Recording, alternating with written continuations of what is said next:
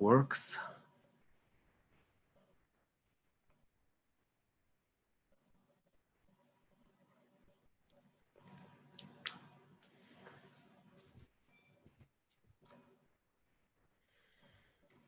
All right, guys. So, well, sorry for the inconvenience. You know, sometimes technology doesn't work very well. But okay, welcome again, Rob Espero. Hello to Los Angeles in Orange County, right? That's correct. Good old Orange County, California, Costa Mesa, right behind the orange curtain. It's just south of South Bay Bubble. Okay, so so far it's from downtown LA. Yeah, we're about 45 minutes from downtown LA, but you add on traffic, it ends up being a 3-hour drive. So it's not a very fun drive. Yes, I can imagine. But well, it's a huge city, Los Angeles. Here, Mexico City is also big, but not so spread. You know, Los Angeles is so spread. Well, one day we have to make it to Mexico City just to visit. I always got to check the world out now that I have an international friend, so I feel more comfortable. Okay, anytime you want. I remember 4 years ago, there came the USA volleyball team for the Pan Am Cup men's with Ron Larsen, Sean Rooney, Armen Zakarian, Yeah. and a lot of guys, Josh Tuaniga, a lot of guys, really good guys. So, well, welcome to the show. Sorry for the convenience, Rob. Hey, no problem. Hey, I worked in IT and tech support for many years, so I know what happens. So, well, please tell us something about it. You are not just an MC, not just a host, not just an announcer. You do a lot of things, right, over there. Well, yeah, as of in recent years, obviously there's been the explosion of social media, everything from YouTube, Facebook, Instagram, Twitter, and Snapchat, and a few others. But even when I first started announcing, social media was something I was always involved in to promote what I was doing, just because, like you, I am an intense fan of the game. Uh, it could be beach, could be indoor, it could be men's or women's. I'm going to be following it. So just by nature of my interest and my wanting to follow the sport, I was posting what I was viewing as great stuff on my social media, on Rob on the Mic, through all those accounts. And from that, it kind of developed into like this persona, this personality, this brand of someone that's providing content. So I started getting followers from on all my social media outlets. So it grew into this social media influencer type position. So I always thought it was funny when I first heard the term. Somebody goes, "Yeah, you're a social media influencer." A few years ago, I'm like, "I am." Do I? Yeah, like yeah, How I became that? yeah. It must have been on accident, but I mean, in all honesty, that's how I fell into announcing and doing MC hosting. It was all by accident. I originally started doing being a lines official for a collegiate match, and the announcer didn't show up one night. And the person who coordinates the event said, "I need you more on the microphone than I do on that sideline." And that was over 25 years ago. And I haven't done officiated since, either because I'm really bad at officiating or I can do okay behind the mic. And that was you started in UC Irvine, right? That's correct. UC Irvine. I know a lot of history of the players. So we'll just say that I've got a lot of years there. I could probably tell you the history of UC Irvine since it became D1. And I'll just say back in the day. I don't want to reveal my age. You never reveal your age. But I've seen a lot of really good athletes come through there. And I've developed some great relationships, like personal relationships with even current members of the USA men's national team. And that includes head coach John Speraw, David Smith, middle blocker. We all have UC Irvine ties. Assistant coach Brian Thornton. They go way back, and they're such special people in my life. So being a part of that UC Irvine environment has allowed me to expand outward and really enjoy other personalities, other parts of volleyball. I'm a fan. Yeah, I'll root against your team if they're playing my team, but beyond that, I enjoy seeing volleyball being played. Yeah, it's the same as me. I really enjoy the game. I love the game. I have been doing here a lot of things. I play a little. I was so bad player, but then I was refereeing, and right now I'm a DJ, or I try to be a DJ for volleyball events. You remember that I went sometimes over there to South California to watch the World League games, and it's an environment that I enjoy a lot with you, with Mark Sherman, with Jeremy Rouchet, with super fan Matt Garkov, and all of you guys. You really create a really entertainment environment for all the volleyball fans. I really love that. Oh, that's wonderful. And what you bring up, I mean, that whole thing, like, we were joking earlier before going on that you were the Mexican Matt Gardoff. I would say that he's the American Alejandro Castillo. Oh So no. that'd be much better because you're the Latin lover in you would mean that he's just naturally handsome and he could get the ladies. No, I don't think so. Well, so I hope Matt is watching us, but he's a great fan. The first time I told you offline, the first time I heard that there was some guy in Long Beach that wears a costume and dance in the costume of George Washington, and that organized barbecue, very big volleyball tollgate before the USA volleyball games. I told to myself, I gotta be there. It's amazing, you know. I was there in I don't remember if it's 3 or 4 barbecues. The first was in the 2012 Olympic qualification tournament in Long Beach, Mhm. and in 2014 and 15, I think. But it is a great environment and it was great to enjoy the games with that kind of fans and the crowd. Oh, no doubt. Well, that whole barbecue was such a great thing to put together. And Matt did an incredible job of having the vision of having volleyball courts out there. They had vendor booths and food trucks. They had pickup games. You got introduced to Foursquare volleyball.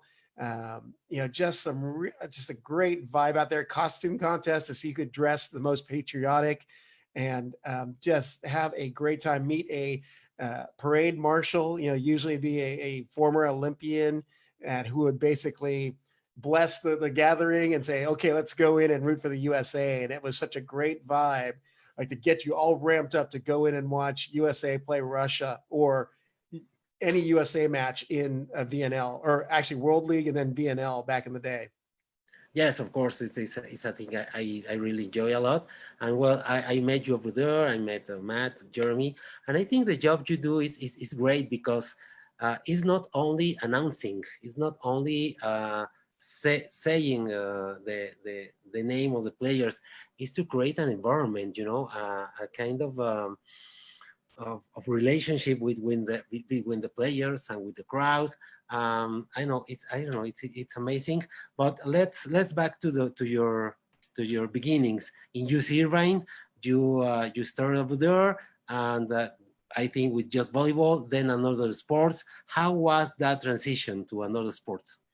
Well, so yeah, I did start at UC Irvine, and I thought this announcing thing it could be a promising future for me. So I thought I'd do some other sports, and some of the other sports I've worked in, they brought back. So at UC Irvine, they eliminated the baseball program in the late '80s.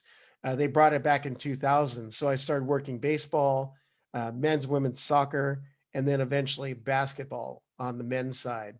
So the transition was actually pretty easy. I was really surprised, but I followed sports anyways. I mean, if I were to have a second sport that I enjoyed, it would be a tie between baseball and basketball, just because I love being on the field for baseball. But in basketball, you got to enjoy the dunks, the 3 pointers, and just the way that the game flows. It can go either way. The momentum shifts back and forth if it's a good game, just like in any other competition.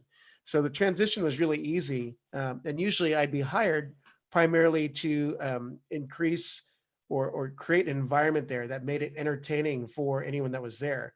So I was already getting that kind of experience early on. I just never thought it'd transform into what I'm doing now. Okay, and but you started playing volleyball. Did you play volleyball in college or in high school? No. Yes, I actually played a bunch of places locally. I played in high school, but I played for one of my a club that's deep and dear to my heart, the Balboa Bay Volleyball Club, and it's one of the national powerhouse volleyball clubs in the United States, for sure in the Orange County area. But played for Charlie Brand. He was my coach, and he's a name that's really well known in the Orange County area, and has background in playing at UCLA or coaching at UCLA and Hawaii, University of Hawaii. He's coached a lot of the big players that you'll see playing in D1 volleyball over the history. And even now, the Balboa Bay Volleyball Club has continued to generate talent that we see in men's Division One sports, like Joe Carlos at Pepperdine, or Nick Amato at Long Beach State last year. There are a lot of names that have come out of that club. And then I played at UC Irvine, and that's actually why I went to UC Irvine, to play collegiate volleyball. But because of the injuries I had, I was rehabilitating from. It just was too difficult to play and also be a student and then have to work full time, because at the time there was no money in volleyball. So I had to make the choice. I decided to work and play volleyball recreationally, and played doubles. So I did beach and grass volleyball tournaments, and then until I tore my ACL. And that was, I'm like, you know what? I think I got to do something else. Yes. Do you remember Dennis Cespedes? He says, say hello to my friend Rob. Oh, here in yeah. Facebook. Oh yeah, he's the best referee ever. You can tell him to pay me on my Venmo account after. Yes, he's watching you. So hello, Danny, how are you? Danny, I hope you're being safe over there. I know where you're at in the East Coast. So just hopefully you're being safe. It's crazy times. So Yes, Denny is one of my favorite personalities, international personalities. Like to see working VNL as well as NORCECA events, just because he's such a fun personality. I love the international referees. Oh, I revealed who he is. No, he's a great guy. He was here 3 or 4 weeks ago. We spent almost 4 hours talking with Dennis Cespedes. Great guy. Well, Denny, I get to see, well, with exception of this year, I feel like I run into him every year at some kind of major indoor volleyball event. So I definitely am disappointed that we don't get to meet up again, but I'm looking forward to what we have for next year, because I know that's going to be a fun upcoming season with everything that's been happening. Yeah, we hope so. Denny Cespedes says, love you guys. Thank you, Denny. Gracias, Denny, hermano. Saludos hasta Nueva York. And vaya con Dios. Vaya con Dios. Vicente Javier Alvarez says, hello from Irapuato, Guanajuato, Mexico. Great job, Alejandro and Rob. Hey, you have fans here in Guanajuato. Oh, really? Oh, yeah, I'm for sure coming down. And if there's waves so I can surf, even better. Well, in Guanajuato, not a lot, but we have a lot of surf in Puerto Vallarta, in Oaxaca, Puerto Escondido. Yeah, yep. Yeah, count me in. Let's have a beach indoor event, and then I can turn it into a surf trip too. Well, Rob, next year, the Continental Cup, the last qualification tournament for beach volleyball in NORCECA, the Continental Cup will be held in Manzanillo, Mexico, in Colima. Great beaches. Really? Yes. That's about, well, what, 4 hours south of the border, California-Mexico border? No. Colima is like 1 hour and a half or 2 hours away from Guadalajara. It's not so close to the border. It's not so close. I'll have to look that up and see if I can make something happen. Yes, of course. We have to talk with Cristobal. Oh, yeah. Okay. Oh, gosh. I'm glad the mics are off beforehand. Huh? Cristobal, I enjoy working with you. It's always a good time. Dennis Cespedes says, I hope to see you next year. We hope so too. Yes, for sure. For sure. Yeah. So, but you never played with the Anteaters. You never. I never suited up. I only practiced with them that first season, and like I said, just due to the injuries and the big choice I had to make, I wasn't able to play that first. They went Division I that year, and played in what was known as the WEVA conference. That was before the MPSF conference and before the Big West conference.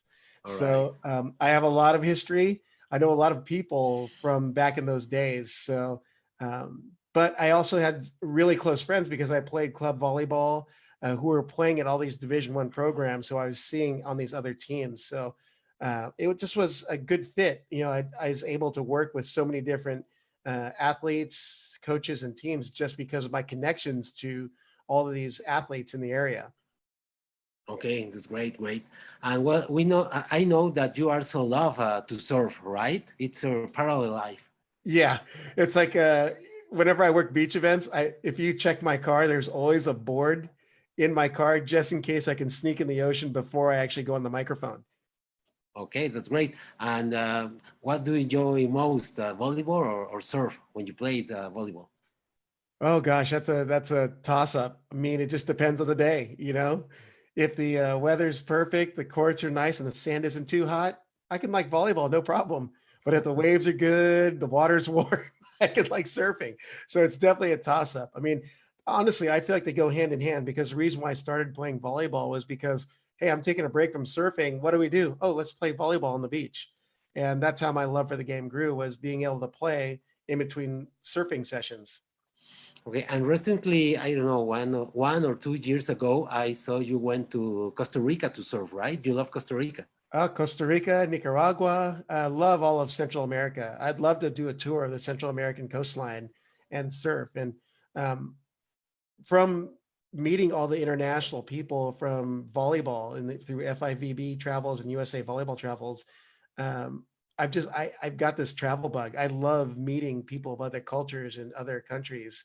So my Spanish will come back if I stay there long enough, because I took it 6 years. I know it's different conversationally, but I mean, I could at least get by if I needed to. Okay, I hope to see you here in Mexico pretty soon, man. I'll make it a long trip so I have perfect Spanish. Okay, perfect. So if you agree, dear Rob, I want to show some or share some pictures. You send it to me with different personalities of volleyball, right? And with Okay. the pictures, you can explain us better what is exactly your job and your role in the USA Volleyball event, okay? Okay. And AVP, of course. Gotcha. All right. So as you know, that's USA men's national team outside hitter, Aaron Russell. And what's really cool about Aaron Russell is I actually got to see him play at Penn State University, and he was such a special talent. He was such an intense performer. He definitely stuck out in collegiate volleyball that year. He played for Coach Pavlik in Penn State. Um, Obviously, I didn't get to chat much with him because the conference at Penn State is on the East Coast. But through all the USA volleyball programs and seeing him compete at the highest levels, I've come to know him. And as with all the other USA men's national team players, they're just incredible individuals. You look at the guy. If you want to find someone genuine to speak to, Aaron Russell is definitely one of those guys. He's so down to earth, and it's such a pleasure just to be able to chat any few moments I can with him. Although he does get mistaken for Matt Anderson, and it's so funny. In Dallas, I believe that was 2016 at VNL. I was running as his security escort kind of through the convention center. And a couple of girls like, Matt Anderson. I'm like, I couldn't help it. Yes. Really? So yeah, Aaron Russell is a great guy and a great ambassador for USA men's volleyball. Great. Alex Kleinman. First time I met her was, I believe, is 2013, 14. Never got to see her play collegiately at Stanford, but she had just gotten onto the USA women's national team and was playing in a red blue scrimmage at Cathedral Catholic High School, which is in San Diego. And she was a very, very athletic middle blocker. And I was really surprised, not surprised, obviously she has she's pursuing beach now, but she was definitely one of the standouts in the gym at that red blue. So, but ever since she partnered up with April Ross, whom I know very personally because she played at the high school I started announcing at as a PA announcer. So I've known her for a very long time. And I think just the comfortability level that Alex has with me is because of April trusts who I am. So, but she is another great person to speak to. And she's doing some great stuff on the international stage. Obviously, they're the number one ranked team for the USA in the upcoming Olympics. And I mean, they're doing some great things. And and she's got a bright future, no doubt. Yes, of course, I know. Thanks. One of my favorite sportscasters is Anne Marie Anderson.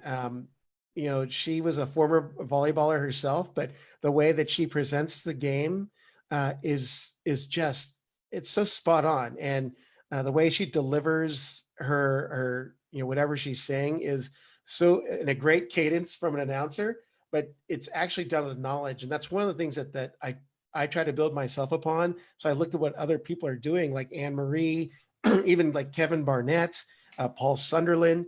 They have such great presentation of the game, along with Holly McPeak. But a lot of that comes from knowledge and a passion of the game. And I know that these individuals have passion for the game. And whenever I see Anne Marie Anderson, I always have to say hello and get a picture with her, just because she really is such a great personality and is so good for the game. And does she work for ESPN or for? She works for ESPN, Pac-12 Network. She actually does WNBA as well. But I know she wouldn't say it publicly, but I feel like she has like a secret super passion for volleyball. All Because when right. Collegiate Beach comes around, I see her commenting on stuff like, "Oh, just don't ignore that feeling. Just follow it. Go with it." Okay. And this picture, it was taken in a Final Four stage or what? I believe that picture it was just last year in a regular season match between Long Beach State and UCLA. TJ DeFalco against Micah Ma'a and Kofi or Okay. Danon Jimma. Yeah, from the Canadian national. Well, actually, I think he's retiring now. He wants to pursue a music career. But I mean, that was a great lineup. That was Josh Tuniga, TJ DeFalco, Kyle Ensing, Jordan Molina, Nick Amato against Micah Ma'a, Kofi, and Alson Matatia from Hawaii, or the transfer from Hawaii. So it was a very intense match, and Anne Marie was doing the analyst work for that game match. And which can you say is the biggest clash in collegiate volleyball in Southern California? UCLA against USC or what?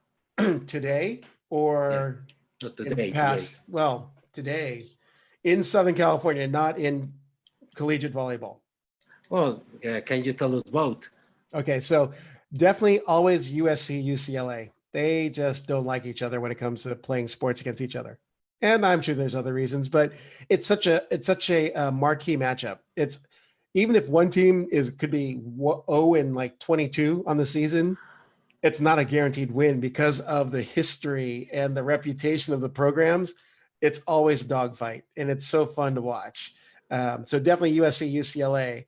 On the international level, in the national level, more recently, it has been BYU and Hawaii these last 2 years. And Gabi Garcia Fernandez of Puerto Rico has been a big part of why BYU has ascended to dominance in Division I/II men's volleyball. But he has an Italian counterpart, an outside hitter by the name of Davide Gardini, whose father was a former Olympian in the late 80s. Yes, And I know. he too has been a very powerful athlete. And then you go over to the Hawaii side, you got Rado Parapunov, who's Bulgarian. Your boy Colton Cowell, who is my brother, my hang loose brother, and Patrick Gassman and Gage Worsley. They have a talented crew. So those are two of the top teams here in the nation more recently.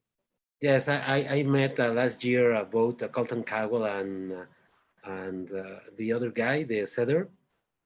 Worsley. Well, Worsley. Joe Worsley is What? a brother. Gage Worsley is the libero. I know. I met the libero and the Colton Cowell. Great guys. Great guys. I met them last year in Panam County, Colima, in the team who was coached by Milan Sarkovic from Hawaii. Yes, and Milan, you got to get a hug from Milan. He's a wonderful coach and one of the most charismatic figures in volleyball today. Yes, I know. And this is April Ross, who I announced for at Newport Harbor High School. All 4 years she was there, and then followed her through USC Indoor. And she actually lives just a little bit away from me here in Costa Mesa. This picture was taken right before the Rio Olympics. We were recognized, or the USA men's and women's national teams and some of the beach players were at a California or Los Angeles Angels of Anaheim baseball game, and we were recognized pregame. And I was honored and privileged to be on the field with them.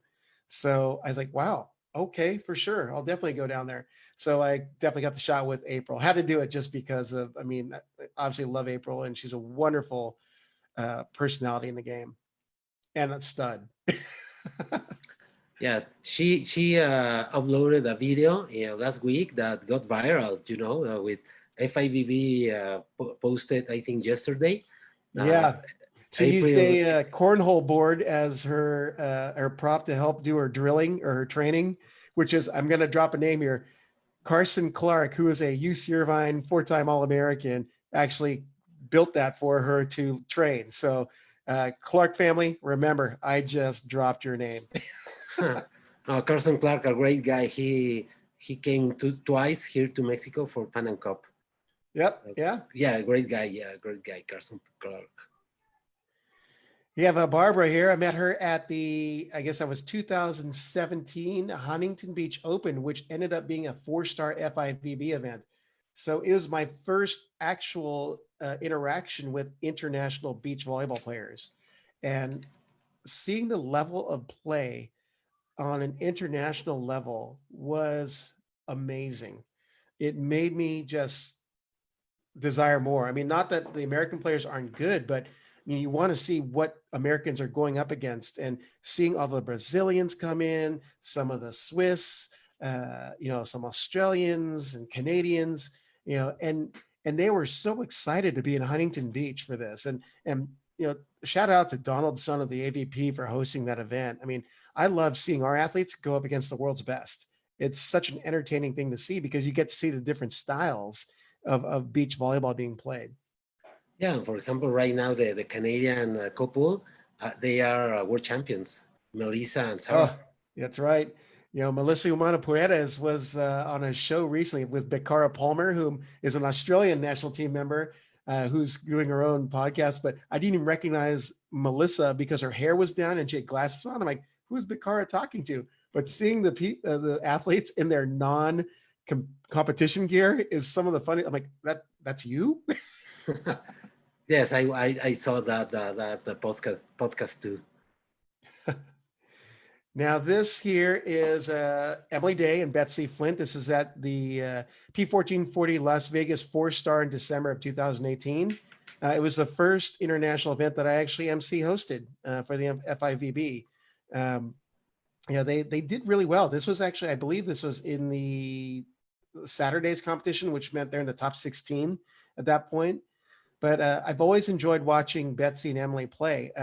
Betsy, because although she's the defender, she's an aggressive attacker at the net. I mean, watching her arm swing and the range of shots that she has, and she very rarely shoots, but man, when she attacks, it's always with speed and pace. And Emily is just a great blocker, and both of them are great people to talk to on the tour. Rob, what did you enjoy most right now, volleyball or beach volleyball? Oh man, you're gonna put me on the spot.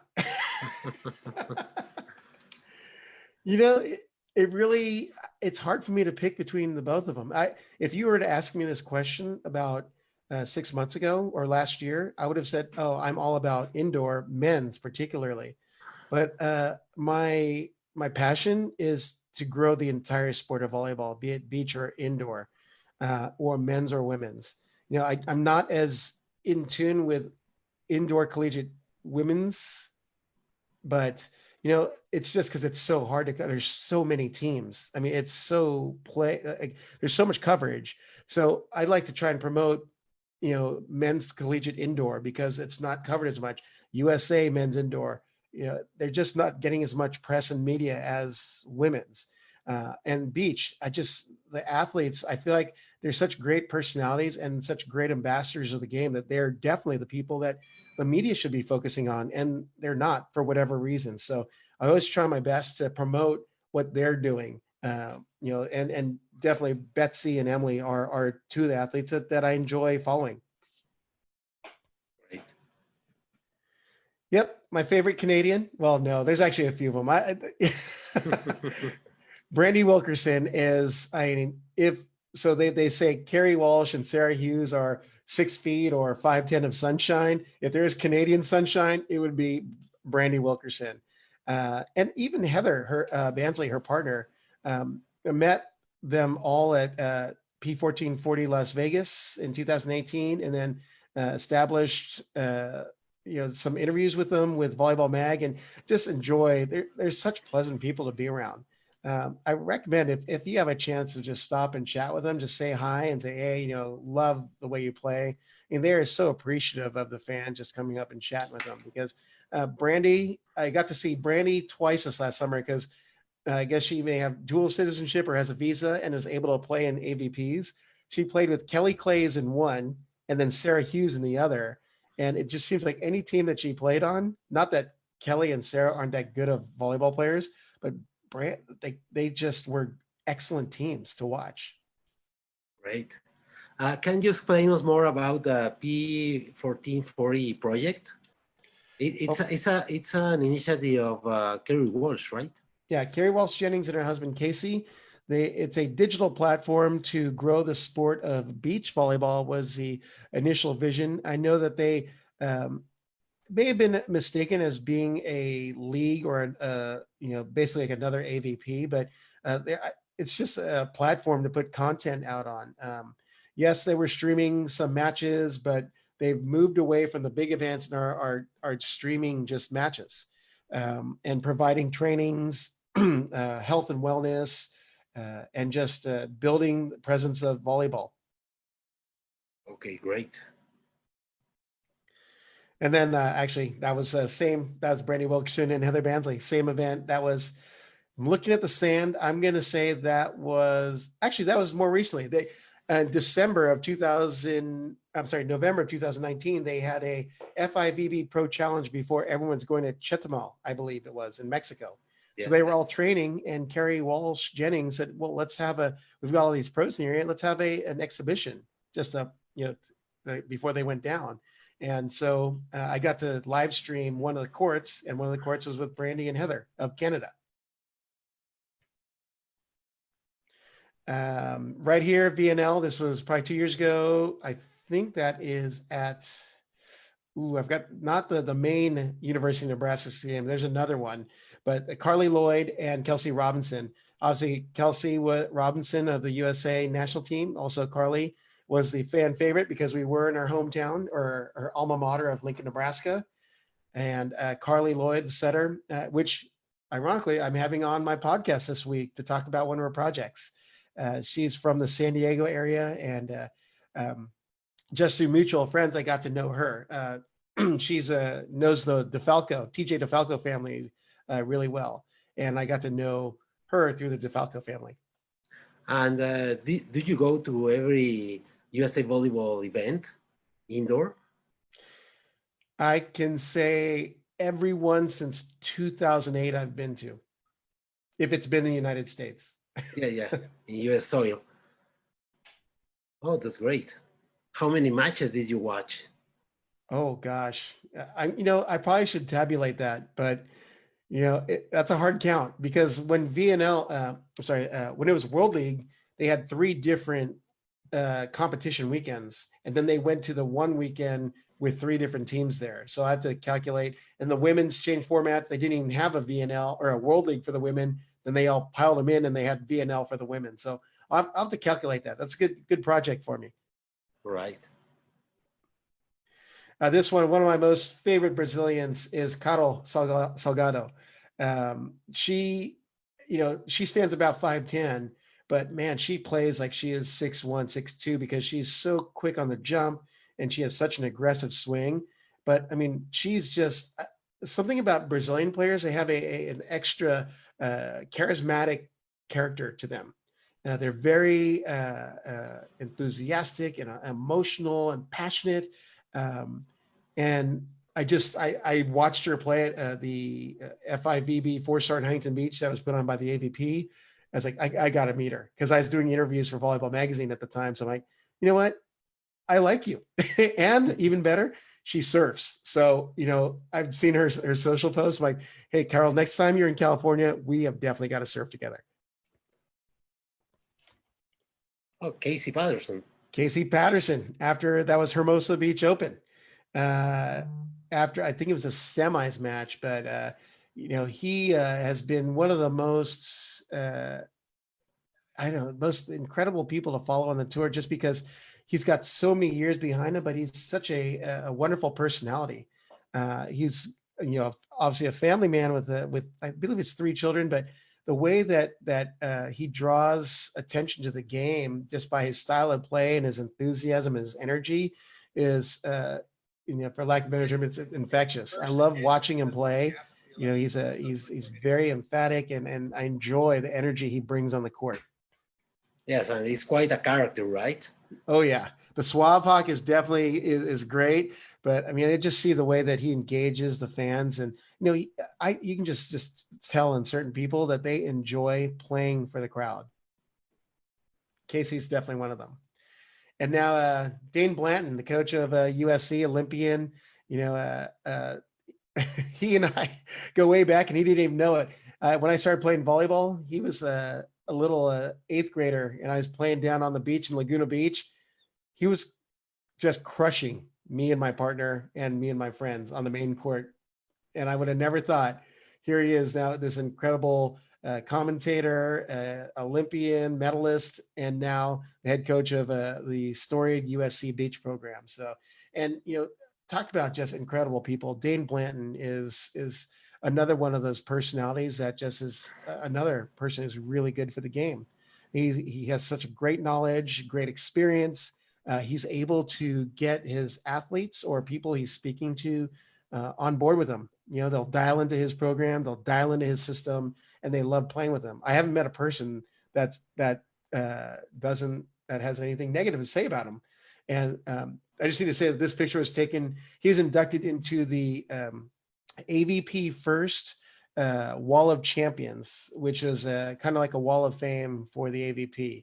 And I got to MC host that event. So this was recently. This is November 2019. And he's a gold medalist, right, in Sydney Olympics? Yes. Yep. With Eric Fonimwana, right? Yeah. And I know that Eric Fonimwana was also one of the people that was a candidate for the USC beach position this year. So that had to be a tough decision because both of them are equally experienced and knowledgeable. And this is one of my close friends, David Smith. And I mentioned a little earlier, he went to UC Irvine and was one of the members of the team, along with assistant coach Brian Thornton and head coach of the USA men's national team, John Espero, who got UC Irvine that first national championship in 2007, which is at the Ohio State University's St. John's Arena. So I've got to actually, I just saw David yesterday. It was his son's birthday party. So, it's another one of those personal relationships that we've just continued to stay in contact with each other. That's great. Oh and this is our boy, DJ Jeremias. Oh, no, that's you, Alejandro. You're DJ Jeremias. No, this is a DJ Roche. And I'm telling you, Jeremy Roche is such a talented DJ. You listen to his stuff, he'll just get you bumping your head when you're at the AVPs or any event that he's DJing at. And you won't even know it because he's got you grooving without realizing it. But he has such a great ear for music, and his creativity to mix it up at different events and get crowd engagement going with just his audio sounds is amazing. He's an amazing talent. He happens to be the Lakers DJ, was a Clippers DJ. So he's definitely a highly sought after DJ. But you can take that same path, Alejandro. You too. Well, I'm starting to do that. It's I'm a beginner. I'm just a beginner. So, one of my favorite stories about Jeremy is, I guess, at the 2016 Olympics. Oh gosh, I forgot the ESPN commentator's name. Mike Tirico was doing the roundup at the end of the day, saying what happened. Mike Tirico says, "You know what? There are a lot of great performances today, but the MVP of today at the Olympics was DJ Roche. He is spinning excellent tunes the whole day at the FIVB Beach competition." Yes, I know. And tell us something, Rob. How important is the role of the DJ, of the music especially in beach volleyball and especially in California? I think it's an essential part of the atmosphere that the beach volleyball is supposed to have. It gets people going. It gets people, in those quiet points. It gives you the opportunity to kind of like chill and enjoy the music. But if the right tune is played at the right time at an exciting play, it Yes. enhances it even more. It's like um, you know, putting a turbo engine on volleyball because it just gets the crowd going. I mean, look at the international FIVB events. You look at Stad, and I mean, look at the energy that's there. That's because it's created by the entertainment aspects or elements of each of the DJ, of the MC host, of the performers, of the people who are partaking in the promotions that are on the sand. It keeps the crowd engaged. So if you have good music, it's a good start because fans will always enjoy good music. But I think it's a team, right? Well, I don't know if you have an agreement, but a person like you, like Jeremy, like Mike Sherman, I saw you three in the same stage, in the same court, and you work very, very well as a team, doing your job. Oh yeah, yeah. So usually, so Mark Sherman of the AVP does a phenomenal job of getting the crowd hyped up and does such a wonderful job of hosting all those events that he works. But his partner in crime is Jeremy, and he's got a great a team. It's a power tandem right now, in no doubt in hosting. So it's an important part of what makes beach volleyball. Yes, yes, yes, yes, of course. And this was my first FIVB event that I actually attended. And I got to meet none other than the original Chris Geeter McGee, who's to my left, or well, my right in the picture. And then after Chris Geeter McGee was Dusty Gringo, or Dustin Aval, who stepped in for Geeter after he went and did the Lakers thing, and then Jeremy Roche. So this was at the World Series of Beach Volleyball in Long Beach. I think that one was 2016, but I had to get this shot just because these are the guys that I've been watching. I was learning the game, seeing how beach volleyball operated, and see what kind of climate and atmosphere was there. And these are the guys I'm always looking to. And as I heard, the World Series of Beach Volleyball is dead, right? You mean for this season for AVP? No, I mean, there will be no more World Series of Beach Volleyball, or just for this year. I don't know, honestly. That's up to the. That was one of those things that like, so we're supposed to have two Florida events last year one was going to be a 3-star, the other was going to be a 4-star, but it came down to money, from my understanding, because in order to host in the United States, we had to have the ability to utilize our sponsors to sustain the event or support the event. But the FIVB said, no, we have to use our sponsors, but we needed the money to put them on. Now, there's probably a better explanation than that, but essentially it always comes down to who wants to put the money up. And the FIVB said, we got to have our sponsors, and wait, we can put it on if we put our sponsors. But it ended up being didn't end up happening. Emily Stockman, this is the P1440 Challenge, Wichita State alum. She's definitely one of the most fit people on the tour. I mean, her body is just a machine, but she is an aggressive defender and has another like big swing. She's playing with Kelly Larson in the challenge. And, although they results wise, they didn't do so well. I just think it was because it's the end of the tail end of their season, and they were just tired because they had their moments, but they just had tough competition in their pool, and it came down to a matter of a few points in each of the sets. But I just it was the first time I really got to speak with her through this event, and it just made me realize, like, as I go farther and farther out, I'm seeing the same theme in volleyball, that all of the personalities, the athletes that are in the game, are incredible people. So, being able to speak to Emily and find out more about who she was and who she is it was definitely an honor. Okay. Which beach is this? This is at Manhattan Beach, just south of the pier right there. You can see the little parking lot just over her shoulder. It's the historic Manhattan Beach Pier. Okay. And here we have Fernanda. That was Barbara's partner. She towered over me because she stands, I don't do metric, but she's about 6'2", 6'3". I'm at my big 5'9", so she was kind enough to bend down and not make me look so short. But, again, that's just like I was saying about Carol Solberg or Carol, is watching the Brazilian players play is seeing the different styles has always been something that's amazed me. And here's our boy, Gabi Garcia Fernandez. This was just taken this last summer at the Norsica Continental Championships.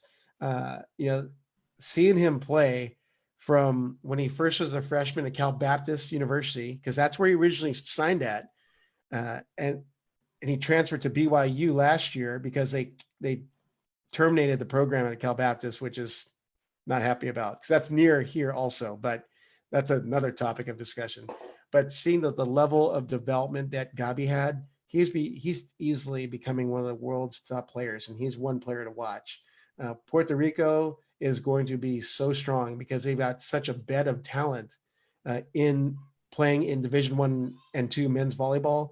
Other guys that are playing are like Dennis Del Valle from back 2008. He's still playing internationally. The setter, his name is escaping me.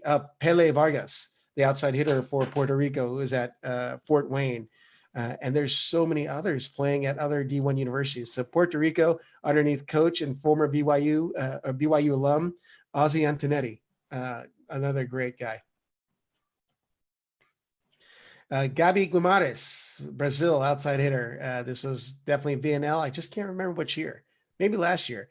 But, she stands at probably right around 5'10", 5'11", but I mean, she's got long limbs, and she just is really smart on the attack. And,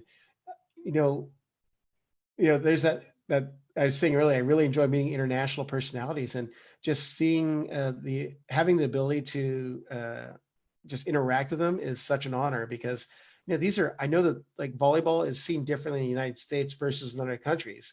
We're kind of like the fourth, fifth sport that's even considered, whereas in other countries, these athletes are rock stars, and I know Brazil is one of those places. So I know Gabi Guimarães is definitely one of those rock stars in Brazil. Hannah Storm, I grew up watching her. She was this was at the Department of Defense Warrior Games, which basically is sitting volleyball. I still look up to Hannah Storm. I grew up watching cartoons back as a little kid, and she looks great, by the way. And when I saw her there, I definitely got to meet her, because she's been doing so many sports, and the fact that she's doing a volleyball or sitting volleyball, I was blown away in a good way. And I was like, I definitely have to have a photo with her. And I shared with her how she's been inspirational in ways in my sports career. And she's still working as an anchor, right? In ESPN. That is correct. Yeah. So I must have come across her when she first got into doing commentating, because she looked like that was 25 plus years ago. she's been doing it for a while. And recent USA Volleyball Hall of Fame inductee, Holly McPeak. And she's a phenomenal indoor athlete, but on the beach, she just was a monster. She's, one of the people that's so influential to volleyball, not only in the LA area, but I mean, the entire world, because of her accomplishments on the different levels as a former Olympian and AVP superstar. And now she coaches some phenomenal athletes. Keep an eye out on USC's Norse Twins. They played at Elite Beach Volleyball Club in Manhattan Beach, but she's one of their coaches, and they're going to be doing some great things. Jake Gibb, Taylor Crabb, AVP. I think that was 2 years ago. Jake, I was on a webinar with him just recently, and he's been in the game for 25 plus years, and he's in phenomenal shape. He's a cancer survivor and an incredible blocker. but you can just see that he's such a well-rounded person, being a husband and a father, and being able to balance workout and to represent his sponsors. I mean, he's one of the guys that is such would be a great product ambassador, or just a speaker, because he is such an encourager when he speaks. Taylor Crabb, I've known since his indoor days at Long Beach State University. Uh, Phenomenal player, indoors and beach. He is a playmaker. And you just put a camera on him, you're guaranteed to get a highlight from him from that session. So yeah, this is yeah. No, tell me, tell me. Oh, I was just going to say that yeah, Taylor Crabb makes things happen that are just makes you step back and go, did that just happen? Like, he could be on Sports Center top plays so many times. Are they in the Tokyo race? They are. It's a tight race for that number 2 spot right now. Actually, I think even the number 1, it can go back and forth. But with COVID, the pandemic, it's going to be hard to sort out, because it's going to be a tight race. Between Nick Lucena and Phil Dahlhauser, Jake and Taylor, and gosh, there's Try and Trevor Crabb. It's a tight race, and I think whatever teams we end up sending, they're going to be really competitive. And I think, especially with this pandemic, I think people are going to come back even stronger, because their bodies had this opportunity to heal, and they've been able to get refreshed by spending time with family and realize that they missed the game. I think we're going to see something special come this next Olympics. Jenny Johnson-Jordan, assistant coach at UCLA Beach, former AVP pro, international beach volleyball star, and she is you can see that she is one of the up and coming coaches. She is a coach of the game, but her coaching style is very mentor like, and I could see it being very easy to come alongside her and buy into what she's teaching. But she's inducted to the AVP Wall of Champions, AVP First Wall of Champions. So the event that I emceed. So I definitely wanted a picture with her. Just Tuninga, whom you're familiar with, my national champion. Yep, my Samoan friend. That's right, my brother from another mother in the Pacific Islands. Yeah, he comes from a really good family. He's got a sister, Mia, who's going to be the setter at Long Beach State University as well. So, but Josh is a solid leader. I saw him through his high school days at Huntington Beach High School. So many great characteristics in this young man. I can't help but be a fan. Always friendly, and like I said, dad, junior, wonderful, wonderful family. Yes, I saw him for the second time last year in Pan Am Cup in Colima. He's a great, great guy. I really like him. Got the German team, Julia Sude and Chantal Laborer. The English wasn't so good, but I mean, I just was excited to meet foreign players. And I think they've split since this photo. They're playing with different partners, but they're something about the international athletes is they love being in front of the media. And I mean that in a good way. Like, they know that, hey, these are our fans. They love watching us play. They love the effort we're putting out. They enjoy taking pictures. They were so friendly to the fans watching at the World. This was at Huntington. So, but they were so accommodating and friendly for interviews. And it just was sweet to see them trying to work through the interview with the limited English, and I know zero German. So, but, again, it's one of those moments you just kind of have to just treasure. Kavika Shoji comes from a great volleyball family and such a great individual. Stanford national champion, AVCA first team All-American, and brother Eric. One thing is about where they played at Stanford and the Outrigger Canoe Club is there's nothing but good people coming out of Stanford. John Costi and Ken Shibuya, the coaching staff, they always get the best people, and it doesn't shock me they had Eric Shoji and Kavika Shoji on their rosters. I first met Kavika Shoji and Eric Shoji when they come. I think it was 2004 or 2005 to a junior Norseca here in Mexico City, and they both played very, very well. and I told myself, hey, these guys are gonna be in the senior team one day. Yep. Yeah, they are. Of course, this was actually another recent shot as well. This was at the FIVB Pro Challenge again in November of 2019, and that's Kelly Clays and Sarah Sponsel. And obviously met Kelly back when she was playing with Sarah at USC, but she's also from Orange County, Northern Orange County. Fullerton is where she's from, and little known fact, she is a huge fan of sci-fi type stuff. So she's into Marvel movies. She's wearing a Deadpool shirt, warming up, and into anime. I was like, really? You get dressed up? I'm like, you probably have got to be the tallest person when you go to those conventions because she goes to all those Comic Cons. Sarah Sponsel, always will feel connected with Sarah because my first ever beach play-by-play broadcast was her match when she was at Loyola Marymount playing against Long Beach State. And when I first saw her, my first thought was, wow, that's as close to a Misty May-ish type athlete I've seen because she's fast. She has good reads on defense and is just a fiery competitor on the court. But when you talk to her, she is sweet as sweet could be.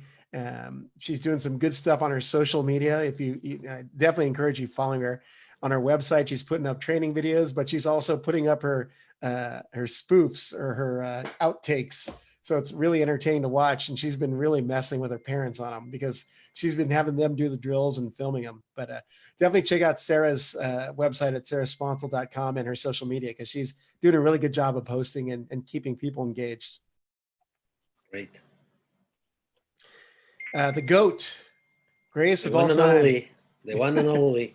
But just go by name, Carrie, and 6 Feet of Sunshine is such a great nickname for her because she radiates such a great vibe, a positive energy, and is so wonderful with the volleyball community and the fans. And she's a competitor, but she also is a very, very warm and just a sweet person. I'm honored to have been a part of what she's been doing with P1440, and I'm hoping that that there'll be more things that I can see her at and partner with her little brainchild. And her again. This is at the World Series of Beach Volleyball. She's playing with Nicole Brenna. You can see her with her little one just right behind there. But I've always enjoyed what Carrie's done. I saw her at Stanford play and was thinking, wow, this is a very gifted indoor player. But I didn't get to actually meet her until she was doing analyst work for the high school championships here in the state. And I introduced myself to her and just maintained a dialogue with her since that time.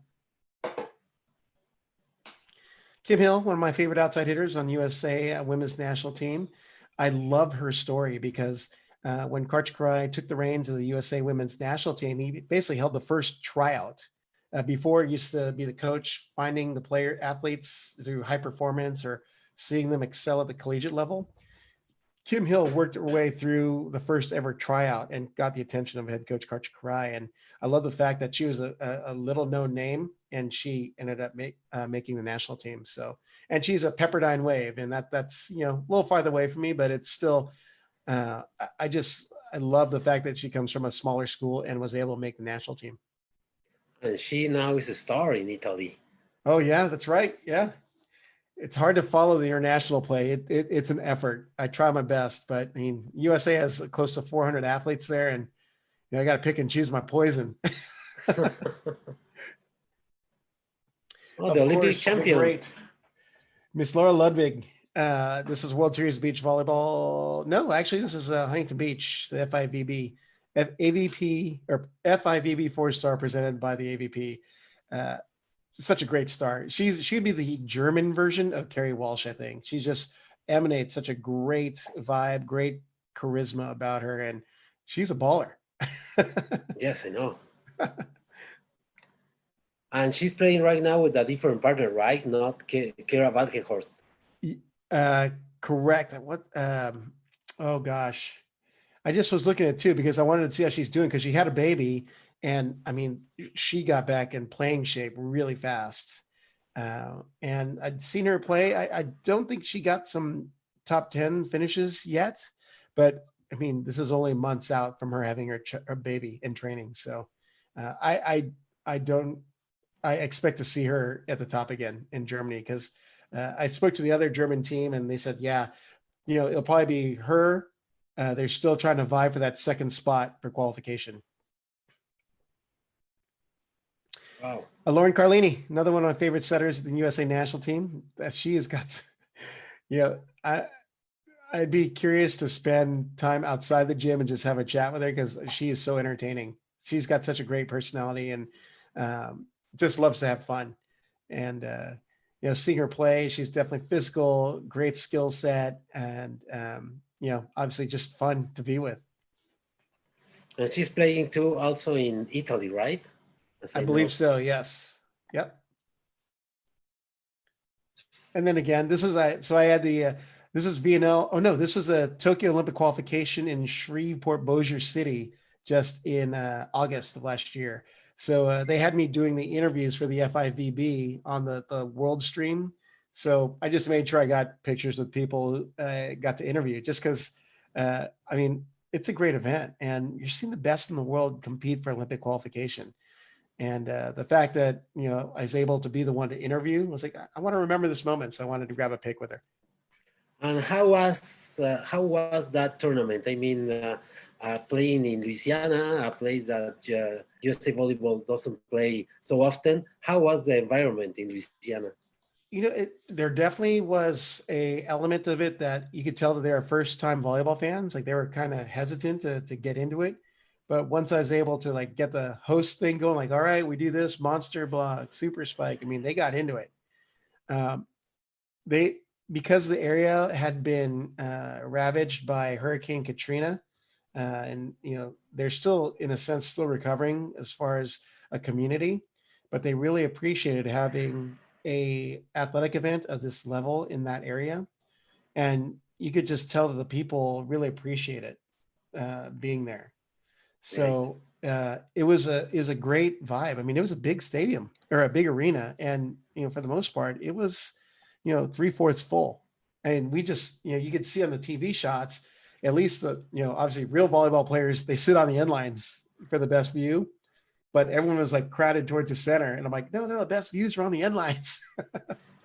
So, but it was a great place to have an event, and seeing Kazakhstan, Argentina, and Puerto Rico, I believe, was in their pool. Um, USA had it. They were their heads above the rest, but I'm sorry, Bulgaria was the other team. But meeting the other teams, their athletes, they're qualifying like Nasia Dimitrova, the middle from Bulgaria. I mean, she stands easily 6'4", 6'5", was super athletic, and she hits a slide, with a good pass. She was just very hard to stop. So, and I've actually got a dialogue with her through social and with messaging, like, hey, how are things going?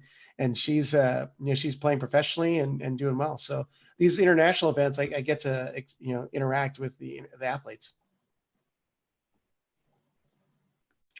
Louisa Lippmann, German. Great star from Germany. Yeah, man, she is physical. Like she hits a heavy ball. She looks like a German.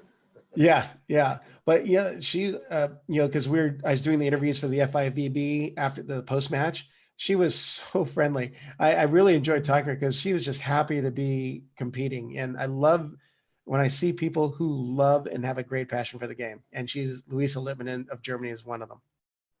Yes, you know. Oh, the I don't know who great. that is. That's Aaron Russell, right? No, it looks like Matt Anderson, the Yeah. the new dad. Yeah. Yeah. Matt Anderson. Um, I worked at the 2008 NCAA Men's Division 1-2 National Championship. It's hosted at UC Irvine. So I saw this 6'10" outside hitter, from Rochester, New York, who murdered everyone. And it was Matt Anderson.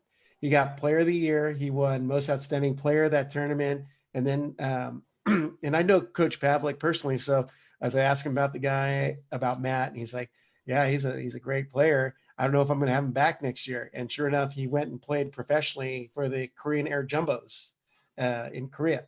So I got to meet him that way. And then he showed up in the VNL, or sorry, at the time it was World League. So I just introduced myself. Hey, remember me? He's like, yeah. And I just felt like I feel, I love his story. Playing professionally and then and being very vulnerable and sharing that he was struggling with depression, and he had to take the break. And I appreciate the honesty in people, because it just shows that athletes are people too, and they have stuff that they've got to deal with, which makes it okay for us to deal with our stuff.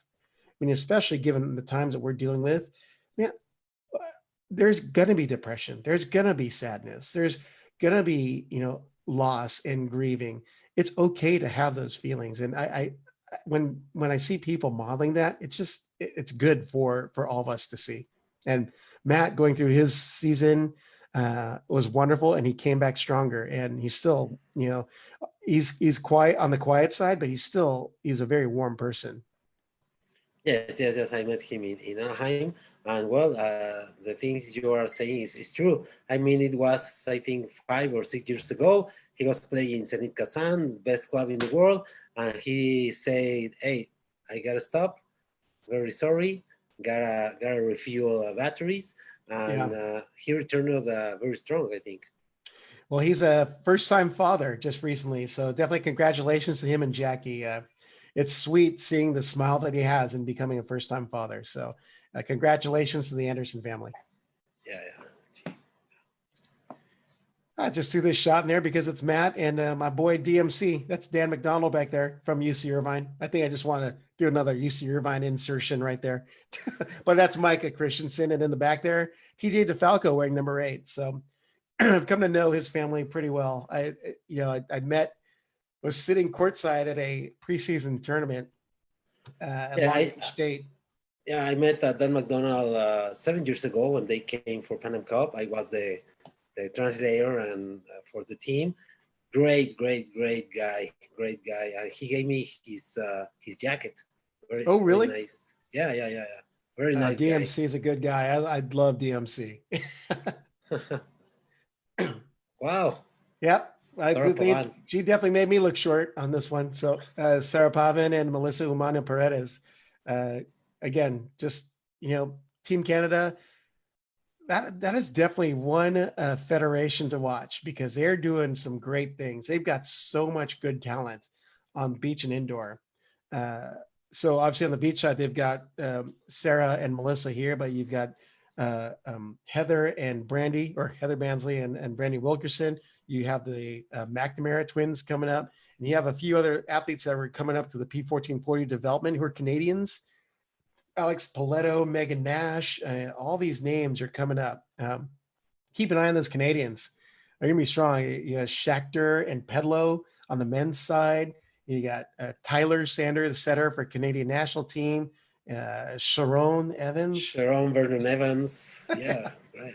I mean, you got some good Stephen Marr. Canada's going to be on the map sooner rather than later.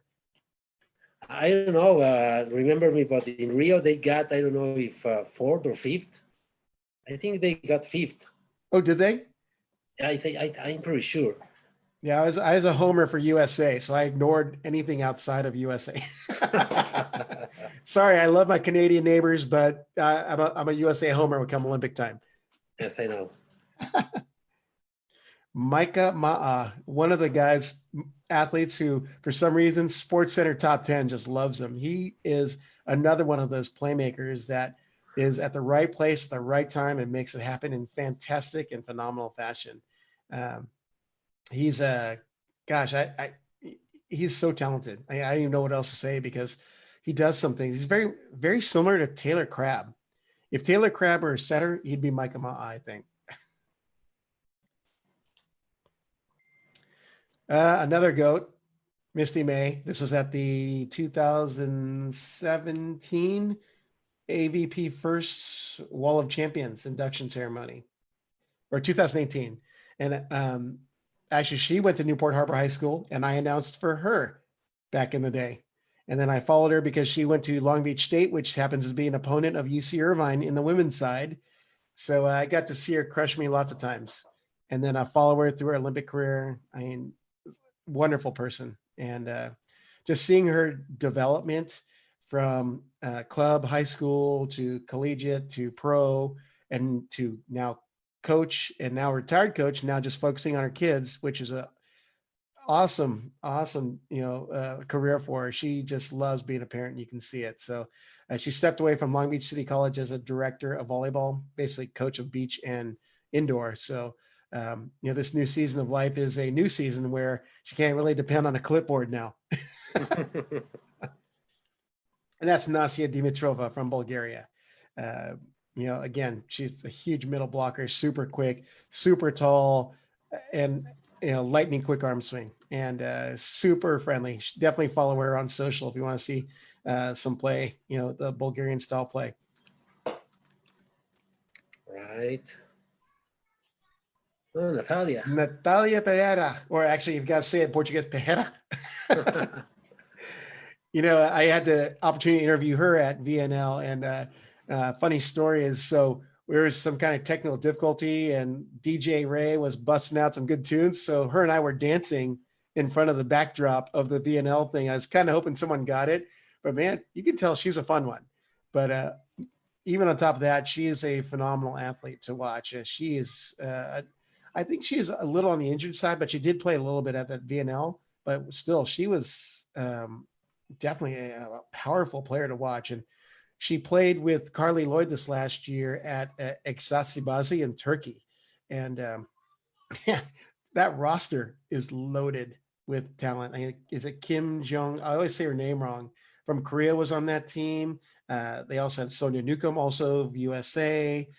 Simge Akoj, the libero for Turkey. My goodness. Did they even lose a match?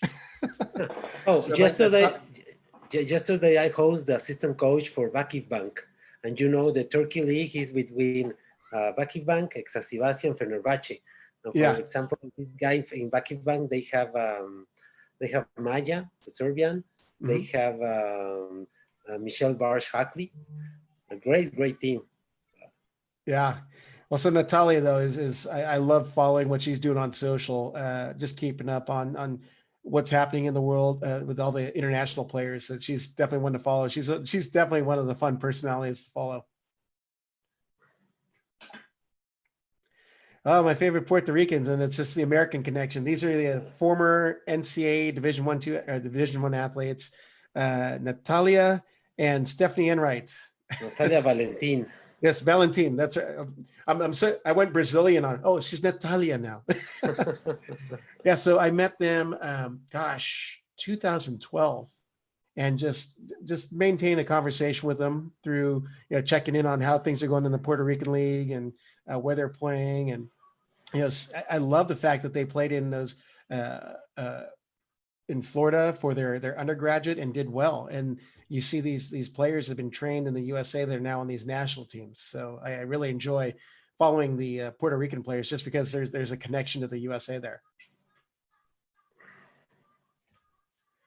Nick Lucena. This was a World Series of Beach Volleyball. So he's always a fun one to chat with, but I love his defensive style. He is an aggressive defender, and I love the way that he has such a fiery attitude on the court, and he's such a competitor, and you can tell that and he's a banger. He has got another great swing, and obviously they're vying for the Olympics, and he and Phil are in the top 3 in the race. But gosh, I'm going to hate to be that third team that doesn't get in, because we have the talent. It's just going to come down to points at this point. I will share you, Rob, a YouTube video. There's a variation of volleyball played in Mexico called carreadas. It's played a lot in Sinaloa, in Nayarit. Mm-hmm. And a bunch of these guys playing carreadas went to Austin, Texas last year, and they challenged Nick Lucena and Phil Dalhauser and they beat Nicholson and Darhauser, playing That, fours, playing 3-on-3. who was their third? Was it their coach? No, the third was a Mexican American guy called nicknamed Pichon. Okay. They played against Wero Tiwi or Julio Jose Luis Rubio and Bobe, the guys who 1.5 months ago ended second in the Doha Open of beach volleyball, beating in Oh, the semifinal to Evandro. oh, I will share you this video because it's great. It's filmed in 4K, so it's great, a great video. But these Mexican guys, almost teenagers, they went to Austin, Texas, and they beat Nicholson and Phil Hauser playing in dirt, in outdoor, and playing over dirt. So it's pretty cool. It's pretty cool because I know the name, I know the career of Nick Lucena and Phil Hauser, and these Mexican guys go to Texas and beat Nick Lucena and Phil Hauser. I'm sure Nick didn't take to that too kindly. So yes, right. I sent this because Olivia Phelps is a friend of mine who put together a piece that documents the Long Beach State's 2019 National Championship run. You should check it out on YouTube. It's available to watch. It's called Legacy Long Beach State. But she just fell in love with covering volleyball. And she contacted me and said, tell me about it. What do I need to know? Who are the personalities? And she's blossomed into this ESPN courtside reporter and journalist now. So be on the lookout for Olivia Phelps, who's I've converted her to volleyball. Olivia Phelps? Yep. Like Michael Phelps, right? Correct. Right. Oh, the legend. That's right. Randy Stoklos. I remember watching him in the days at King Harbor here in Hermosa Beach, California. He and St. John, and I told him, like, hey, there's one time I was just in junior high school and St. John turned around and said, we've been drinking too many beers. And I was like, I'm only 13. But we were just having a good time. We weren't even heckling. We were actually rooting for him. But Randy Stoklos, so sitting alongside him doing play-by-play for the P1440 FIVB Challenge, it is so amazing to hear him do the color analysis, especially given his experience. It just naturally rolled off his tongue, and I was learning from what he was saying, and it's like, and then he'd go for back in my day. But he's like, I go, well, Randy, and this is how humble he is. He's like, so Troy Field was playing in the fours. They had an exhibition 4-on-4 matchup, and Troy Field was one of the captains. And Troy Field had put a one-hand block on, I think, Casey Patterson. I go, hey, Randy, that was your move, the Kong block back in the day. He's like, no, that wasn't me. Come on. I'm like, come on, claim it. I called it the Kong block back in the day. It's because you. He's like, no, people are jumping way higher than I am. I'm just an old guy. Great legend and great histories about Randy Stoklos teaming up with St. John. Yeah, no doubt.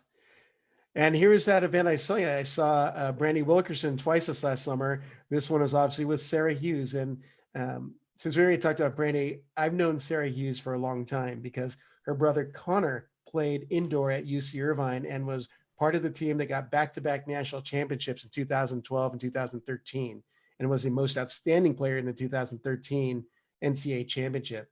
So I'd be announcing all the matches at UC Irvine, and this blonde-haired, blue-eyed girl would be sitting courtside rooting for Connor. She is, at that time I was taller than her, and come to know, she was an extremely good indoor volleyball player who played at Modern Day High School here in Santa Ana, California. And she was running a 6'2", but I mean, you could just tell the way she jumped, the way she competed, that she was a gifted player. And, I didn't think, oh, she plays beach also. And then she was winning all these juniors tournaments. Then she played at USC. She's a multiple time national champion and one of the sweetest girls that you can talk to. She was actually part of a project, Nike commercial that came out right when COVID hit. And I don't know if you remember the uncertainty of what was going on, but, sports are being canceled is mid-March. And she was part of a Nike public service announcement commercial that had LeBron and a few of the Nike athletes, saying that basically we're not playing in stadiums right now. We're not playing for our countries, not yet. Instead, we play a more important battle for 8.7 billion people. We play for the world. And her part of her video was featured training in her driveway in Hermosa Beach. And, it just was such a touching moment, especially knowing that she could be part of an encouraging public service announcement to give hope to the world, because this was a world video commercial that she was a part of. So, yeah, Sarah Hughes, local Costa Mesa product. She's right down the way here too. I haven't seen that video. How can I Google it? Just check out Nike Play for the World. Play for the World. Okay. If you don't, I'll post it on your Facebook or one of your social media outlets. I had it up, but it got taken down because apparently I don't have the rights to it. So perfect. It's out there. Hey. It's on my Instagram feed too. Okay, I like that Vala hat, Vala Entertainment hat. Right? Oh, that's a DJ Roche, or we'll call him DJ Jeremiah's hat. You're taking over the handle. And again, Sarah, and this was at, I can't tell which one it's at. I think it's an AVP tournament. Yeah. My guess is it's probably Huntington last year. But yeah, so Huntington Beach is less than a 10-minute drive from where we live in Costa Mesa. So she had a lot of family there and a lot of friends. So she definitely had a hometown crowd. Sarah Sponsel again, her last year, which was last year, playing at USC. Again, like I said, just developed a special connection with Sarah. We're helping each other with social media and just chatting about the game. So in order for me to stay on top of the game, I just try and stay connected with the athletes and ask them, about what they're doing, how they're getting better, what they're seeing strategy wise, because it only helps me, not only from an MC host standpoint, but also when I start doing play-by-play and analyst work. So, it's kind of pro quid quo. We help each other learn about the game. I help them, get to know them and promote them and what they're doing. Oh, my man, Taylor. That's right. I just had him on the podcast this last week, and I can tell you, watch out. When he's back on the court, it's going to be scary to see how he's actually healthy. He's in a good frame of mind, spending time with the family with his time off. And I just feel like we're going to see something special from him when he comes back to play for USA. Actually trying to surf with him down here. He lives about 10 minutes from me. I didn't realize he was as close as he was, but comes from another good family. Brendan Sanders' brother has got mom and dad and a sister, and see them at every single event. Not so starting in high school, he went to Norco High School, saw them there. Their team won everything, so I saw his family there. At BYU, I'd see him, and then now through USA. So just come to know the Sander family really well, and they're definitely some of the best people I know in volleyball. He last played in Brazil, I think, right? Brazil, yeah, Sada Cruzeiro. Sada Cruzeiro, yeah. Well, he played in Poland, he played in Italy, he played in China. He had a year in Qatar. I was surprised. I didn't realize that when I looked at his bio, but he had an opportunity to play in Russia this year, but because of his shoulder, he said, I better recover for Olympics. Yeah, of course. But everywhere he lands, he ends up winning. He's on a winning team. Yeah, well, I met him in 2013 in Pan Am Cup here in Mexico City. Great guy. He gave me a gift, a pair of shorts. I really appreciate it. He's a great guy. And next year, in 2014, he was named MVP of the World League. Yeah. Wow. Love the history. Yes. All right. Here's another one of my favorite foreign players. There's some good talent coming out of Latvia. And this one happens to be a collegiate player, Tina Grodina. She's an All-American last year. And her and her partner, Anastasia Kravchenova, qualified for the Olympics for Latvia. So she actually took a year off this year from USC. Had she been at USC this year, oh gosh, the the potential in that program would have just gone through the ceiling, because she is a great blocker at the net. She's got moves that, I like watching, breaking down her play, because she has some really good block moves that are, realistic. She's probably 20 years old, but her skill set and her head knowledge of the game is really high. So I definitely watch for Tina Gradina. She's one of my first ever podcast interviews on Viral Volley podcast. So, calling back to Latvia with the 18-hour difference was tough, but we made it work. I saw her at the last duel of the year between USC, UCLA, and Pepperdine on March 11th, which is right before COVID really shut everything down here in the US. And she was there with Alex Paletto, another Canadian who played at USC last year.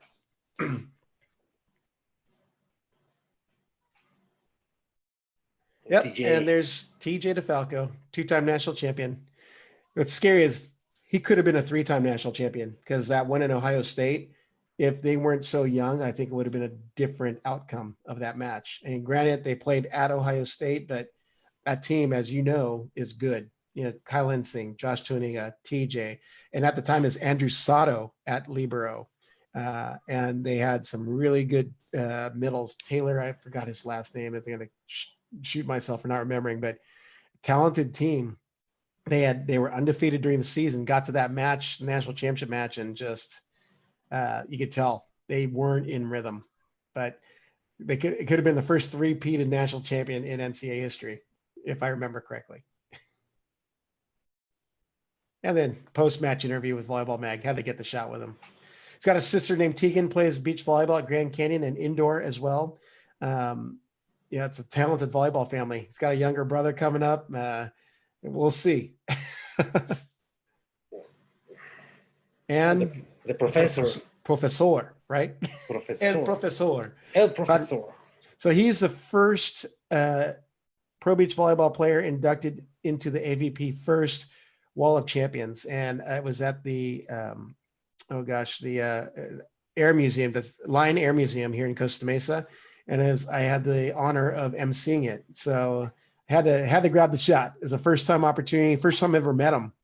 So, but since then I've seen him a lot, because he's the coach of Cal Poly San Luis Obispo, or Cal Poly. And I just love bouncing things off him, asking him questions. And he's one of the most accommodating guys. He obviously he's got incredible knowledge, but if you watch him coach, he's another one of those guys that, like, gosh, I hope I can coach like him. Because you can just see the way that the players watch and learn from him. They listen, and the way they respond to his training techniques. It doesn't surprise me that Cal Poly is the top of the Big West Conference and always in the discussion for a national championship since he's come on board.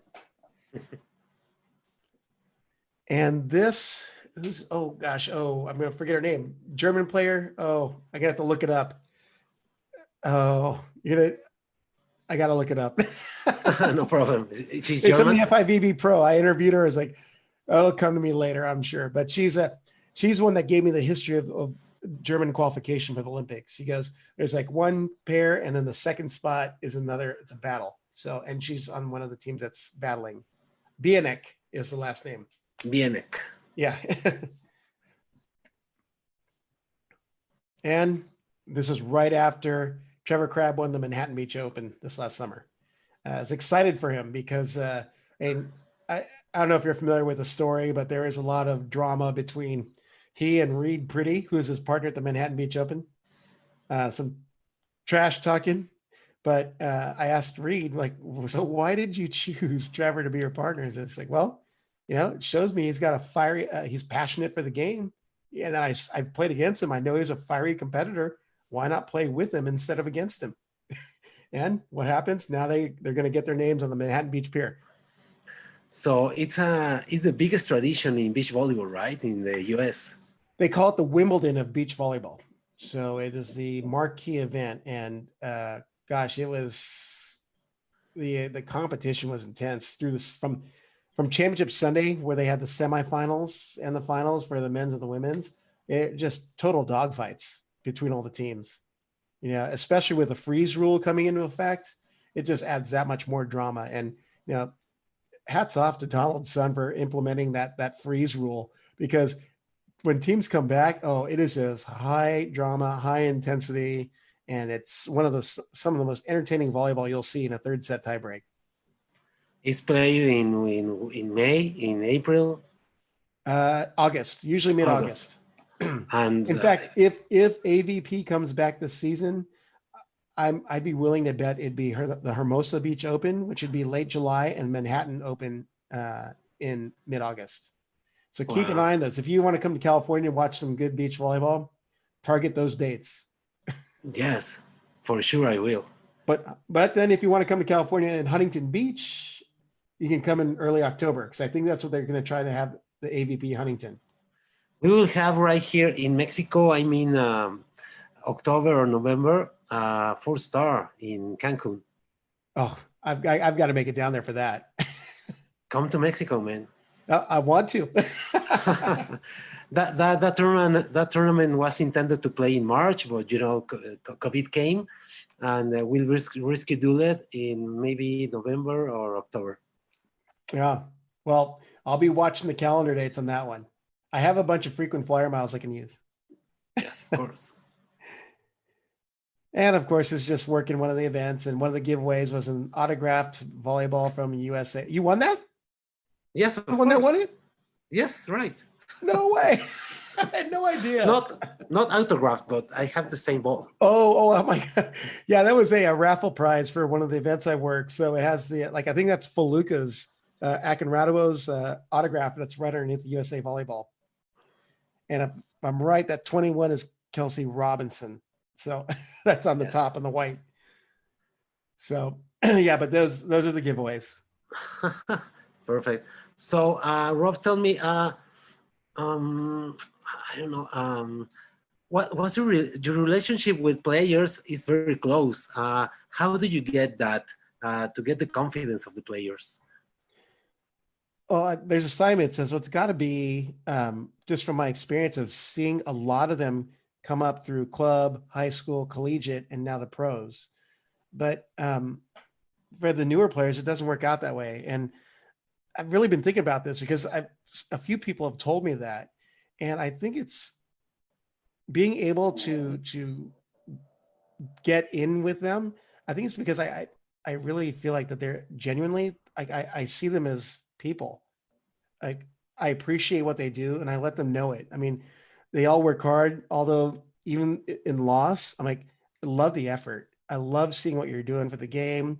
But then I also try to, keep up on what's going on in life for them. Like, cause this is their job, but it's also their livelihood too. So if I appreciate what they're doing as their livelihood and bring that to the surface and promote what they're doing, I mean, it benefits them. I mean, I never want it to be about me, but I love making that connection, because I know, like, me as someone that's working as an announcer or a social media person, it's fun. And right now it is my livelihood, but I mean, there's a person behind me. I want people to know the person. And I think they see that. Like, I want, like, for instance, Carly, when I have her on, her new project is Just Show Up. And it's yes, there's a component of it that's a training site, but she actually goes to a place where she talks about her struggles. So I like bringing to the forefront the people, the personalities of volleyball, because they too are living this life, and they're, as much as they love the game, I want to people to see that they're just incredible people, because I feel like that's where we don't get to see them. I get to just be myself and be friendly. I've always been someone that's comfortable to talk with even strangers. And I'm very extroverted. But when it comes to, particularly in volleyball, I have such a love for the game, and I appreciate the effort that everyone does. And everyone from the referees, because I have, like, Denny Cespedes. Are you still listening? Did you fall asleep? But I mean, I love jesting or joking around with all the international referees, or even the scorekeepers, to the athletes, to even the staffs at USA Volleyball. I've got really great relationships with Melissa Weymouth, Andy Reitinger, Bill Force, all these guys. Also, obviously talking to David Kasha Mays of P1440 and Kerry Walsh and Casey Jennings, Donald's son and his wife Stephanie. And it's all about relationships. And um, if I can, if I can just be entrusted with something that they value, I mean, to me, that's what it's about. And I want to be able to promote what they're doing because, for instance, Donald, this is a huge risk in this time that we're dealing with now. In how's it going to sustain unless we really keep the athletes in the forefront and what he's doing in the forefront? Because in the United States, he's I'd even go as far as vital for volleyball to make it through these. I mean, unprecedented. I hate hearing that word. It's said so often, but we're dealing through one of the most tragic things in our history.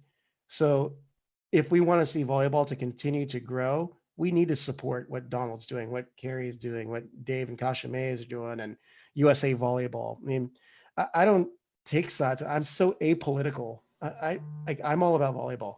Um, I'm all about the people in volleyball.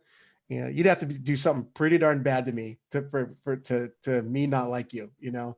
So, but if anyone is growing the game and appreciating the game, shoot, I'll be your biggest fan. You know, I'll be your teammate, and I'll promote what you're doing because I know that what they do has been such a blessing for me that I only want to see it grow. I only want to see it prosper. I want to see athletes' names be used in a way like I want to be like Michael Jordan. Well, I want to be like Sarah Hughes. I want to be like April Ross, you know, or I want to be like Nick Lucena, you know, or I want to start hearing that in sentences, you know. So I think it's just being entrusted, like knowing, like being invited into their lives, at least starting out with volleyball, and then appreciating the fact that they too have families or just being up to date with what they're doing on their projects, because that is who they are. You know, this is their life. So I think that's been a successful, I don't want to call it a strategy. It's just me being me. You know, I'll sit down and talk because I love hearing the stories of people. I love hearing your story. I mean, you know, Mexican Matt Gardoff, American Alejandro Castillo. It's like, I love knowing why people are passionate about what they do. And I think if I'm able to highlight that and keep them in the public spotlight, I'm all for it because it's never, I don't ever want it to be about me. I want it to be about them and the game. So there. Oh, thanks a lot, man. I really identify with you because I really, really, really love the game. I want to see grow the game in Mexico, in Norseca, worldwide. Uh, I don't know. I think I was made for this, and I really love it. I'm a really passionate fan of volleyball, and it's a pleasure to know and to be in contact with people like you, like Matt Garhoff, like Mark Schwerman, like Jeremy Rouchet, because I mean. Uh, you are not Jamie Davis, you are not Duke Bill, but you are the people who keeps rolling the wheel, you know, to get involved the people, the fans, with the athletes, and I think that's priceless. That's priceless. Yeah. I mean, I think you and I are very similar. I mean, you know, it's like you treasure the times that you get to see and even just talk with the athletes. It's because you appreciate the game, and it's given you such uh, a great outlet to really just appreciate the athleticism and the talent and the personalities of all the people who play in volleyball. Yes. Rob, what do you think is the relevance or the importance of your role in promoting volleyball in the USA? I didn't think of it as anything much. Um, but I look at just because of the perspective that I have sitting sideline or courtside, that I have access to a unique view that a lot of people don't. And I even just putting up video clips from my side, it blows me away how viral some of them get. So in essence, I'm an unintended influencer of volleyball, but you know, my role in it is to facilitate an atmosphere that's entertaining, um, educating, but more importantly, to grow the game so people can understand it and enjoy it, hopefully similarly to the way that I do, or others like you do. You know, I see so much so much quality play. And I would love to see it as something more regular on American TV or even the world. I know the world does more volleyball coverage in the USA, which is so disappointing. But and if people just sat down, does it? Why are people shocked when they say that volleyball is the most watched in the Olympics every 4 years? It's because it's entertaining. But Yes, it's so simple. It's so simple. It's the best. It's the best sport in the world. A lot of action, a lot of great, spectacular rallies, big athletes. Uh, for example, soccer, you can watch one, two, or three goals every match. In volleyball, you can see action every play, every yeah, rally, and that makes volleyball really, really amazing. yeah, yep, yeah. So, but in response to your question, it's like facilitating an opportunity for fans to, or even newcomers to enjoy the game. I think that's my role, be it through social media, randomly perusing their social media platforms, or even being in the venue, live at the beach or in the arena. Yes, right now, for example, I think my role right now in volleyball, I have never been a coach. I was a referee for a long time, but not anymore. But I think my role right now in volleyball is to promote the game, to get more crowds to the stadiums, to the arenas, because I think it's so sad when well, anywhere in the world, or especially in Mexico, when you arrive to a very important match, a national championship, and you see 20 or 30 people in the bleachers. Mm-hmm. It's very, very sad for me. And if it depends on me, I will say, hey, close the doors, no more volleyball game, because organizing a game for just 20 or 30 people, uh, and I think right now my mission, or the thing I want to do, is to grow the game, to increase the crowds, and to get more people involved in volleyball and involved in going to watch the games, because it's a responsibility for us, the people of volleyball, to grow the game and to promote the game. I think that. Oh, gosh, first of all, thank you for all you're doing. I love the fact that you have such a passion and an energy and charisma in doing that, because I relate with you fully on what you've just said. So, and especially with what's happening now, it's needed more than ever, because we've been at a pause. We've been put at a pause, and it's an opportunity to, um, I guess, bring out some unintended talents like you and me doing podcasts and video interviews. Yes, a But lot. it also keeps people engaged in what's going on in volleyball, be it internationally, in Mexico, USA, beach, indoor, sitting. Yes, of Not course. snow, not yet. No snow in Mexico, huh? No, no, Mexico, just Argentina. There's a stop of the tour. Argentina, I think Italy, I think Norway, but Mhm. not now. In Colorado Springs, maybe it's no volleyball. We got some local mountains here, but the snow level is really high up there. Okay, my man Rob, it was a pleasure to talk with you, to chat with you, and to interact with you. It's always a pleasure. I will always recognize you as a vital part of the USA volleyball environment. I really love to go there to California, especially to be involved in this. Not just watch the game. Right. You can watch a game on streaming, but it's to be involved in that environment with. I remember when I was seated in the pyramid, and I turned around my head. I watched Bob Samuelson in the in yeah, and Yep. I turned my left, and I saw Misty May. I said, "Hey, this is heaven. Yeah. this is great." It's kind of things you can't live in Chicago, in Yeah. Homan States. It's different, and you and me know the reason, because USA Volleyball set the games for that region, but in California it's totally different. It's Yeah. totally different. It's part of the culture here, just like surfing is. Yeah, you can't get away. You're always going to see a name, a big name in the audience here in volleyball because we're diehards. They're all diehards. They just won't admit it. Yes, yes, of course. My man Rob, mi amigo Rob, ha sido un placer estar contigo. It has been a pleasure to be with you here. Thank you very much. I'm very, very sorry about the technical difficulties we have in Oh, the beginning, no problem. but it's part of the job, you know. Oh yeah. Hey, Alejandro, it is truly an honor to be on your show with you and to have this chat. I mean, talking about volleyball is easy, but talking volleyball with good, passionate people like yourself is definitely a definite blessing. So Dios te bendiga, vaya con Dios, pura vida. Pura vida es Costa Rica, pero bueno, I hope to see you pretty soon. I don't know if in California, Mexico City, or Cancun. It will be a pleasure to eat some tacos and drink some Coronas with you. No, not Coronas, Modelo's now. Corona's not good anymore.